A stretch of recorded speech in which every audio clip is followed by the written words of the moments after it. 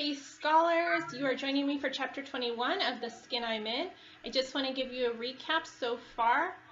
We are watching how Malika's conflict is changing, and we're starting to think about what will be the tipping point or the climax that will change her problem, either in a way that's going to solve it or in a way that is going to change the nature of the problem so that we're still able to see some sort of a conclusion, or at least the following action going toward a conclusion. Last chapter, we saw some dialogue between Miss Saunders and another teacher, Ty. Malika was kind of watching them from the shadows. They didn't know she was there. And we found out a lot of things about Miss Saunders that make her quite similar to Malika. So in this chapter, I want you to continue to think about those things. Think about how they're the same.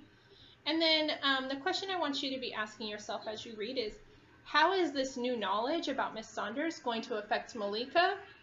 And how will this affect the plot going forward? So as you read, we're thinking about that. And again, we're just watching how her conflict, her problem is changing, escalating, growing, and how Malika, the character, is changing in her desire to change her appearance and get teased less. All right, let's go. Chapter 21. If it wasn't for Ty, I don't know what Miss Saunders would have done to me. Even from where I'm standing backstage, I can see that she's pissed. Teachers don't go for you knowing their personal business. That's the one thing besides hitting them that makes them go totally nuts. All that yoga and kung fu stuff Ty does must really work because she's calm.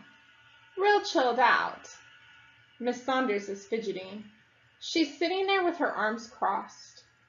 Ty asked me to have a seat. Then she explains how it's not polite to listen in on other people's conversations. I know she's right. I tell her I won't repeat nothing I heard. Ty believes me, but Miss Saunders, she just ain't buying it. I don't tell Char nothing about the incident when I saw her the next day. Char is one of the kids flunking English, so I know hearing some dirt on Miss Saunders would make her day. But I keep quiet about it. Besides, Miss Saunders is going to get hers soon enough. Char told Juju that she was flunking English. It's because Miss Saunders don't like her. Char says Juju told her not to worry. Juju says she'll handle things. In class, Miss Saunders says she wants to see me after school. It seems that women don't know how to make nothing happen during the school day. She always makes you stick around later for her. After school, when I walk into Miss Saunders' classroom, she's got her feet on the desk and her head shoved all up in a book. When she sees me, she takes her feet down off the desk.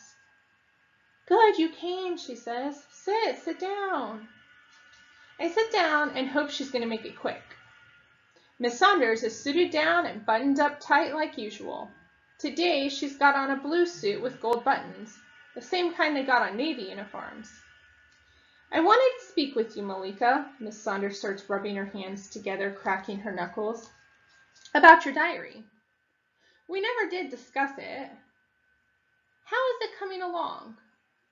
Before she says anything else, I pull out papers and show her my stuff. I'm talking to her about Akilma like Akilma's a real person. Miss Saunders says my stuff is good. She tells me I get 2 A's for it. Says I can keep it up if I want to, but she won't make me. I look her up and down. I tell her I don't know what I'm going to do. I ain't for doing schoolwork when I don't have to. Miss Saunders gets real quiet. She acts like she doesn't want me to leave. I'm missing the I Love Lucy show on account of her, so I stand up to go. She finally gets around to what she's been wanting to say all along, I guess. Have you told anyone about my conversation with Ty? Miss Saunders gives me a hard look and goes on about how important it is for a teacher to not have her personal business out among students, how it can undermine her credibility, whatever that means.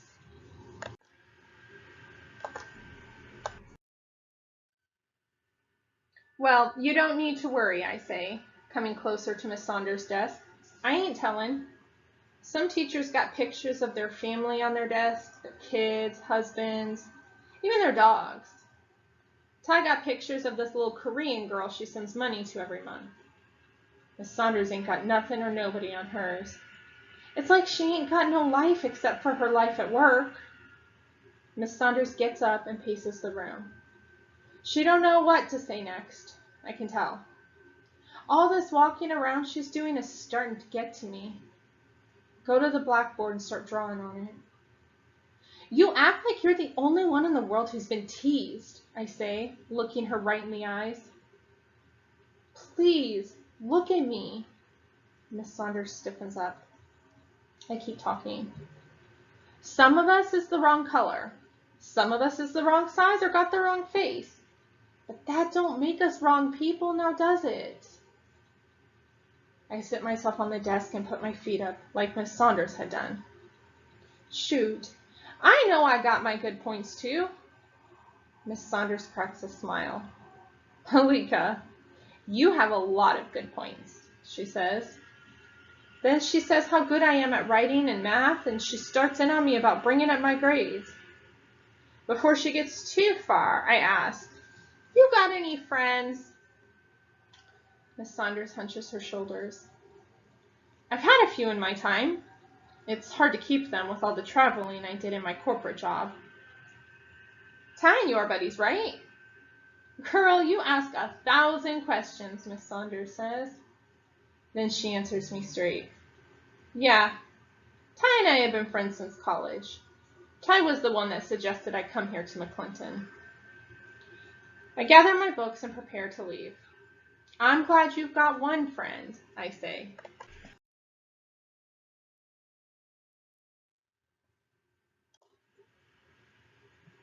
Okay, so as we've been watching Malika and her conflict escalate and grow, we've been looking at her relationships, circumstances, and then just the changes that she's facing.